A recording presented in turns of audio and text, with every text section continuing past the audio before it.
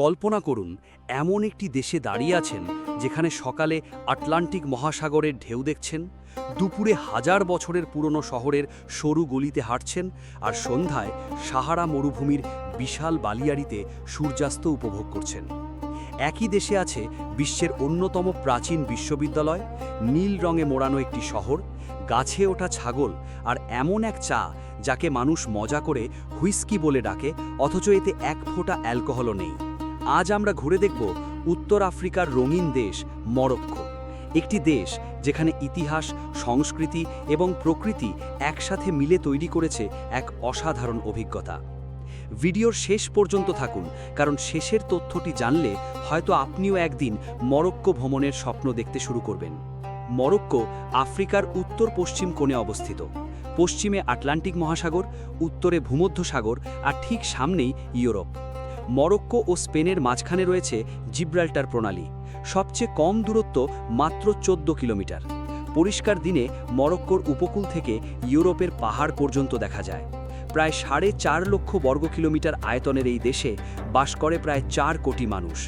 এখানকার প্রধান জনগোষ্ঠী আরব ও আমাজিগ বা বারবার, আর এই দুই সংস্কৃতির মিশ্রণই মরক্কোকে করেছে এতটা বৈচিত্র্যময়। মরক্কোর ইতিহাস শুরু হয় হাজার হাজার বছর আগে।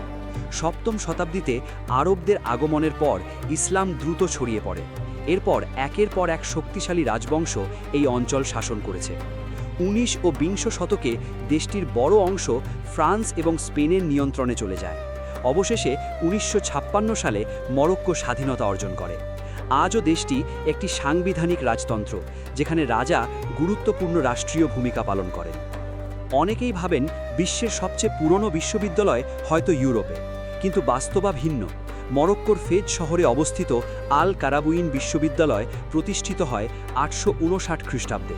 সবচেয়ে আশ্চর্যের বিষয়, এটি প্রতিষ্ঠা করেছিলেন একজন নারী, ফাতিমা আল ফিহরি।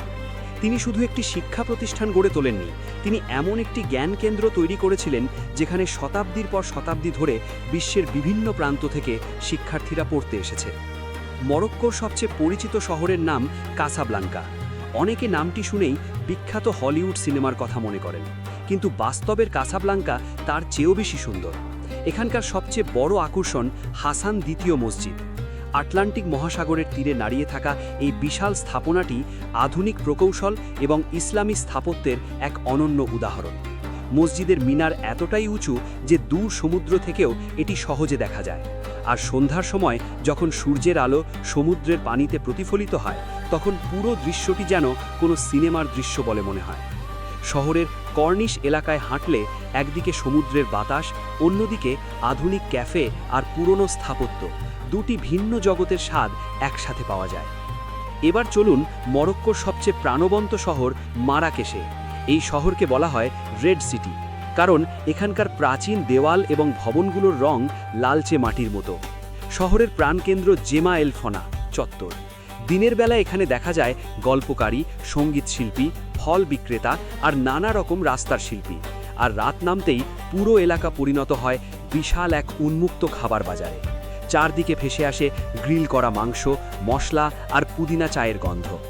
এমন পরিবেশ পৃথিবীর খুব কম শহরেই দেখা যায়। এবার চলুন এমন একটি শহরে যেটিকে প্রথম দেখলে মনে হবে যেন পুরো শহরটিকে কেউ নীল রঙে ডুবিয়ে তুলেছে। এটি হলো শেফচাওয়েন, মরক্কোর বিখ্যাত ব্লু সিটি। এখানে বাড়ির দেওয়াল, দরজা, জানালা, সিঁড়ি প্রায় সব কিছুই নীলের বিভিন্ন ছায়ায় রাঙানো। কিন্তু প্রশ্ন হলো, পুরো শহর নীল কেন? এর নির্দিষ্ট একটি উত্তর নেই। অনেকে বলেন বহু বছর আগে এখানে বসবাসকারী ইহুদি সম্প্রদায় আকাশ এবং আধ্যাত্মিকতার প্রতীক হিসেবে নীল রঙের প্রচলন শুরু করেছিল। আবার কেউ বলেন নীল রং শহরকে ঠান্ডা অনুভব করায় বা পোকামাকড় কম আকর্ষণ করে। যে কারণেই হোক, আজ এই নীল শহর বিশ্বের অন্যতম জনপ্রিয় ফটোগ্রাফি গন্তব্য। এখানকার প্রতিটি গলি যেন একটি জীবন্ত পোস্টকার্ড। মরক্কো ভ্রমণ সাহারা মরুভূমি ছাড়া কখনোই সম্পূর্ণ করা যায় না। সোনালী বালির বিশাল ঢেউ, যতদূর চোখ যায় শুধু মরুভূমি। দিনে প্রচণ্ড গরম, কিন্তু রাত নামলেই তাপমাত্রা অনেকটা নেমে যায়। পর্যটকরা উটের পিঠে চড়ে সূর্যাস্ত দেখতে বের হন। রাত হলে মরুভূমির ক্যাম্পে বসে লোকাল বারবার সঙ্গীত, আগুনের চারপাশে গল্প আর মাথার ওপরে অসংখ্য তারায় ভরা আকাশ, এই অভিজ্ঞতা অনেকের কাছেই জীবনের অন্যতম স্মরণীয় মুহূর্ত। এমন আকাশ শহরের কৃত্রিম আলোয় প্রায় কখনোই দেখা যায় না। মরক্কোর আরেকটি চমক হল ওয়ারজাজাত। এই শহরকে অনেকেই বলেন হলিউড অফ আফ্রিকা, কারণ এর মরুভূমি, দুর্গ আর পাহাড়ি প্রাকৃতিক দৃশ্য বহু আন্তর্জাতিক চলচ্চিত্র নির্মাতার পছন্দের শুটিং লোকেশন। গ্ল্যাডিয়েটর, দ্য মামি এবং গেম অফ থ্রোনসের কিছু দৃশ্য এখানেই ধারণ করা হয়েছে। ক্যামেরার সামনে এটি কখনো প্রাচীন মিশর, কখনো মধ্যপ্রাচ্য, আবার কখনো কাল্পনিক রাজ্যে রূপ নেয়। এবার এমন একটি দৃশ্যের কথা বলি যা প্রথম দেখলে অনেকেই ভাবেন এটি হয়তো এডিট করা ভিডিও, কিন্তু না, এটি বাস্তব। মরক্কোর কিছু অঞ্চলে ছাগল সত্যিই আরগান গাছে উঠে যায়, কারণ ওই গাছের ফল তাদের ভীষণ প্রিয়। একটি গাছে একসাথে কয়েকটি ছাগল দাঁড়িয়ে থাকার দৃশ্য এতটাই অদ্ভুত যে পৃথিবীর বিভিন্ন প্রান্ত থেকে মানুষ শুধু এটি দেখার জন্যই সেখানে যান।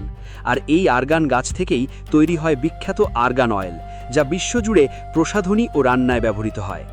মরক্কোতে অতিথি আপ্যায়নের সবচেয়ে গুরুত্বপূর্ণ অংশ হল 1 কাপ গরম পুদিনা চা, তাজা পুদিনা পাতা আর প্রচুর চিনি দিয়ে তৈরি এই পানীয়কে লোকালরা মজা করে বলেন মরক্কান হুইস্কি।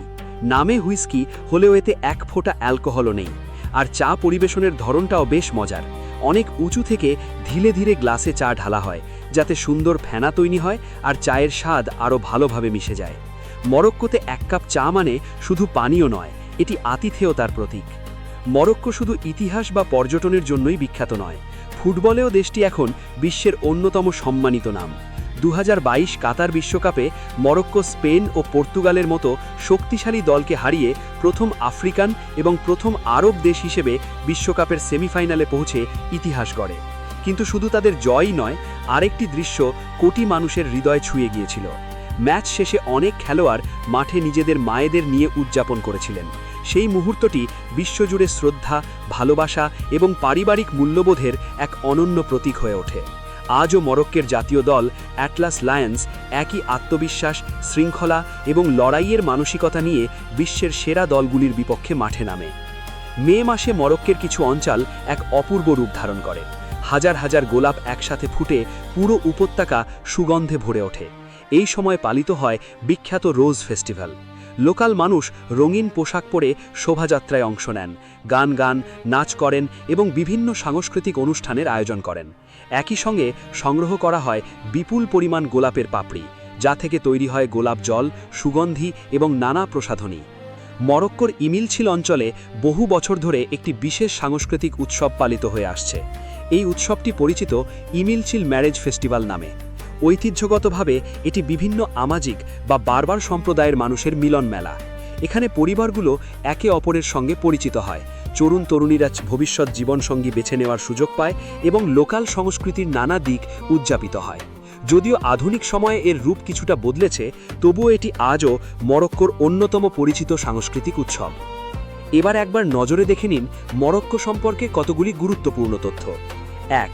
মরক্কোতে একই দিনে আপনি সমুদ্র, পাহাড় এবং মরুভূমি 3 ধরনের ভিন্ন প্রাকৃতিক পরিবেশের স্বাদ নিতে পারেন। 2. বিশ্বের সবচেয়ে প্রাচীন ধারাবাহিকভাবে চালু থাকা বিশ্ববিদ্যালয় এখানেই অবস্থিত। 3. বিশ্বের সবচেয়ে বিখ্যাত আরগান তেল মূলত মরক্কো থেকেই আসে। 4. শেফ চাওয়েনের নীল রাস্তাগুলো পৃথিবীর সবচেয়ে বেশি ছবি তোলা শহরীয় দৃশ্যগুলোর মধ্যে একটি। 5. মরক্কোর বাজারে ঢুকলে শুধু কেনাকাটা নয়, মনে হবে যেন শত শত বছরের পুরনো কোনো গল্পের ভিতর হাঁটছেন। তাহলে কেমন লাগলো মরক্কো? একটি দেশ যেখানে ইতিহাসের প্রতিটি ইট একটি গল্প বলে, যেখানে মরুভূমির নীরবতা, আটলান্টিকের গর্জন, নীল শহরের শান্ত সৌন্দর্য আর মানুষের আন্তরিকতা সব মিলিয়ে তৈরি হয়েছে এক অনন্য পরিচয়। হয়তো এই কারণেই মরক্কো শুধু একটি ভ্রমণ গন্তব্য নয়, এটি এমন একটি অভিজ্ঞতা যা মানুষ জীবনের অনেক দিন পর্যন্ত মনে রাখে। এবার আপনার কাছে একটি প্রশ্ন, মরক্কোর কোন বিষয়টি আপনাকে সবচেয়ে বেশি অবাক করেছে? নীল শহর, গাছে ওঠা ছাগল, সাহারা মরুভূমি, নাকি বিশ্বকাপে তাদের অবিশ্বাস্য যাত্রা? কমেন্টে আপনার মতামত অবশ্যই জানাবেন।